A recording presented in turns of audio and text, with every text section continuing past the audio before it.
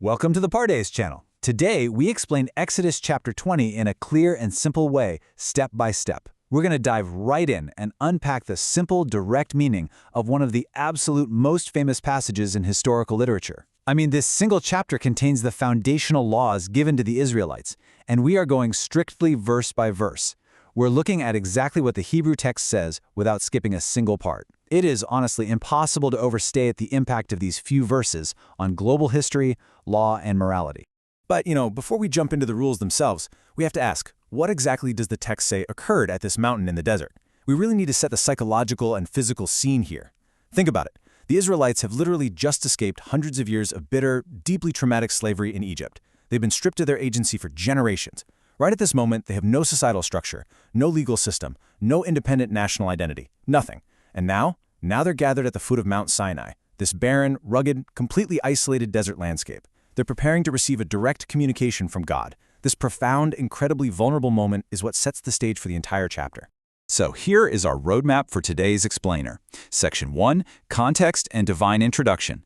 Section 2, Commandments towards God. Section 3, Commandments towards Society. Section 4, The People's Terror. Section 5, Rules for the Altar. And Section 6, Key Takeaways. All right, let's get right into it. Section 1, Context and Divine Introduction. Verse 1 states, "And God spoke all these words, saying." Now this establishes right away that the text presents this as a direct, completely unmediated divine broadcast to the entire nation. It's not just Moses coming up with a legal code, right? Then in verse 2, God begins. And notice, he doesn't begin with a harsh demand. Instead, he begins with a relationship. "I am the Lord your God who brought you out of Egypt, out of the land of slavery." The Hebrew word for Egypt used here is Mitzrayim, which literally translates to narrow places or straits. So God is anchoring these new laws in their physical liberation from those narrow places of intense bondage. He introduces himself as a liberator first. And what that means is the boundaries and rules we're about to read are meant to maintain their newfound freedom, not to create some new form of slavery. Moving on to Section 2, Commandments towards God. Starting in verse 3, we hit the first major block of instructions, and what's fascinating is that these opening rules are entirely vertical. By that I mean they dictate the relationship exclusively between the people and God. Verse 3 explicitly bans the worship of other gods, stating, "You shall have no other gods before me." Then it moves on to prohibit making graven images, forbids misusing the divine name, and commands a holy day of rest. We really have to remember just how radical this was back then. The ancient Near Eastern world was completely 100% saturated with polytheism. They had pantheons of hundreds of localized, specialized gods. But here, absolute, uncompromising exclusivity is being demanded. Let's look a little closer at verses 4 and 5. A graven image in this specific context meant a physical statue or idol used for worship. The text strictly forbids crafting an image of anything to bow down to, whether that's birds up in the sky, animals on the earth, or fish in the water. Why? Well, in verse 5, God describes himself as a jealous God. Now, the Hebrew term here is El-Kana. And actually, we need to clarify this. This does not mean petty, insecure human envy. El-Kana means zealous or fiercely protective. God is demanding absolute spiritual loyalty in this covenant. It's much like faithfulness in a marriage. The text states he will punish rebellion, but importantly, it promises to show steadfast love to 1,000 generations of those who keep his commandments. Then, moving to verses 8 through 11, we find the law of the Sabbath. The Hebrew word Shabbat literally means to cease or to stop. This text explicitly ties the human work week directly to the creation of the world. It commands 6 days of labor, sure, but it mandates a 7th day where neither you nor your son, your daughter, your servant, or even your livestock are permitted to work. Just think about how revolutionary this was. For a people who are literally just slaves, forced to work endlessly under the whip without a single break, this mandatory universal day of rest was an incredible, totally unprecedented gift. It instituted basic human dignity. It codified that a human's value isn't just tied to their labor and production. Let's jump to Section 3, Commandments towards Society. Okay, so verse 12 marks a major thematic shift in the text. We pivot entirely away from those ancient theological boundaries straight into the bedrock of societal ethics. We transition from the vertical relationship with God down to the horizontal relationships between neighbors. And you might ask, why does this matter? Well, how does a society function if it only has one but not the other? Honestly, it can't. Without vertical laws, there's no shared higher standard, and without horizontal laws, there's no community safety. You absolutely must have both of these elements to sustain a free nation. So in verses 13 through 16, we get this rapid-fire list of absolute societal boundaries. Verse 13 is particularly crucial. It's famously translated as "thou shalt not kill," but the actual Hebrew phrase is lo tirtzach. This is incredibly specific. It does not mean do not kill in a general overarching sense, because, as you know, the wider text later makes legal provisions for self-defense and warfare. Lo tirtzach specifically means illegal, unjustifiable murder. Next, we see clear prohibitions against adultery, theft, and giving false testimony against your neighbor. These brief, super powerful commands are designed to protect the very bedrock of a community: human life, the sanctity of the family, personal property, and the integrity of the justice system. Actually, scratch that. I want to step back specifically to verse 12 for just a second. This verse acts as the hinge between the vertical and horizontal halves of the whole chapter. Honor your father and your mother. Notice how this instruction regarding parents is entirely unique? That's because it comes with a direct promise attached, so that you may live long in the land the Lord your God is giving you.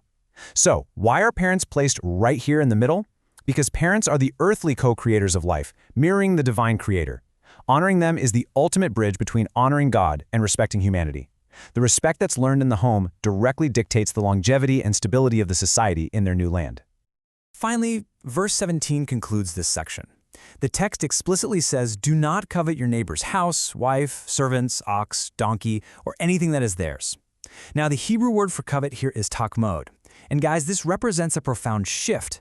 While stealing, murdering, and perjury are all outward, physical actions, takmod, coveting, is an internal law. It forbids the intense, wrongful, jealous desire for another person's life or property. The text is revealing a really deep psychological truth here. External crimes always begin with internal, unchecked desires. Plus, let's be real, constantly obsessing over what someone else has completely robs you of the ability to enjoy the blessings in your own life. Section 4. The People's Terror. So as the direct transmission of these laws concludes, the narrative suddenly zooms out in verse 18 to show us the visceral reaction of the Israelite audience standing at the bottom of the mountain. And the sensory overload described in the text is absolutely massive. Verse 18 tells us that the people saw the thunder and lightning, heard the blast of a loud trumpet, or in Hebrew, a shofar, a ram's horn, and saw the mountain entirely wrapped in thick smoke. Interestingly enough, the Hebrew text literally says the people saw the thunder. I think that perfectly illustrates the absolute, bewildering sensory overload of this divine encounter. By verse 19, their fear reaches a total breaking point. I mean, just imagine the sheer physical panic of standing there. Trembling and retreating to a far distance, the Israelites literally beg Moses to step in and act as a mediator. They plead, "Speak to us yourself, and we will listen, but do not have God speak to us, or we will die." They genuinely believe that unmediated, direct contact with this immense, terrifying, mountain-shaking power is going to be instantly fatal to them. They just cannot handle the raw exposure. But Moses reassures them in verse 20.